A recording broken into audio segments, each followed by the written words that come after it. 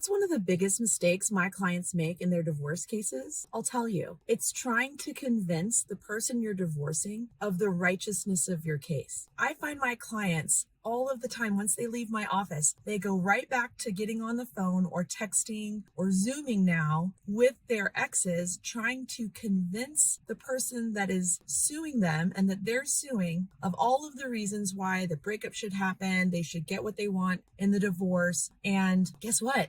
It's not working. So we see that a lot of people are trying to use the same techniques that they used in the marriage before there was a divorce to try to get something that they want. And that's just not going to work. When you're married to someone, you have to convince your spouse of something you want to do. Otherwise, you're probably not going to be able to do it. You guys are a team. When you walk through the doorway of divorce, something changes. You no longer have to seek permission from your spouse to do things that you want. You no longer have to convince your husband or your wife that your side or your position is the correct one. That's what an attorney's for. And instead of trying to convince your spouse of what you want, all you have to do is convince your mediator or your judge or even your spouse's attorney. We have no idea all of the conversations that happen in the other room at mediation between your ex and their attorney. If you can appeal to the logic and the sound reasoning of a lawyer on the other side, that's a very powerful position. So quit trying to convince your spouse, the person you're divorcing, of all the reasons why you should get what you want. You're not going to reach an agreement. That's why you guys